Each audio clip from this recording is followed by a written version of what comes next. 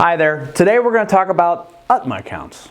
So UTMA accounts stands for Uniform Transfer to Minors Act. In this industry we call it generally a poor man's trust. It does a lot of the same things you want for a trust, but it really doesn't cost anything. There's no attorney. It just becomes the child's account when they hit the age of majority, which most states is 21. The benefits, really you can invest anything. You can invest in mutual funds for the child, exchange traded funds that we talked about before, stocks, bonds, real estate. You can put real estate in this.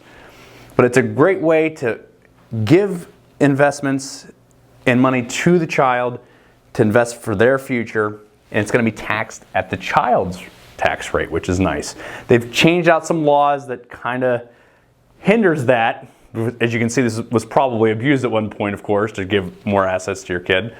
But it's still mostly going to be taxed at your child's rate, which is nice. The child is the beneficial owner, okay? You can't put money in the kid's name and then use it for yourself. It's for the child. You have given the assets to the child.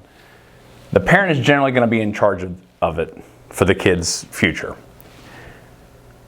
The funds can be used for anything. It's their money. They can be used for a car. They can be used for education, transportation, anything, because it will eventually become the child's money. So it's anything that the kid's going to need, it can be used for.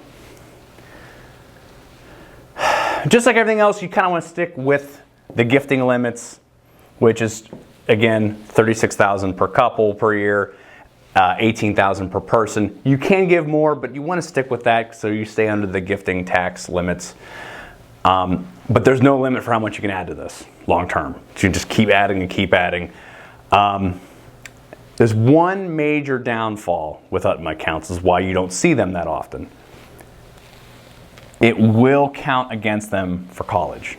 So when you go to look for any type of assistance, when you go to do your FAFSA forms, this is an asset of the child. It will count against them for any type of help with college.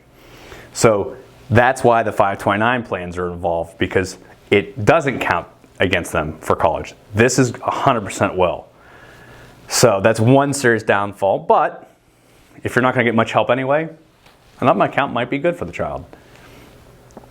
The goal of this is to give money to the next generation, plain and simple. Give wealth to the next generation and get them started. And to do that without having to use an attorney or using a lot of different, all the expensive costs of those types of accounts. It's why it's called a poor man's trust. And if that's what you're trying to do, to give some money to the next generation, could be a way to go.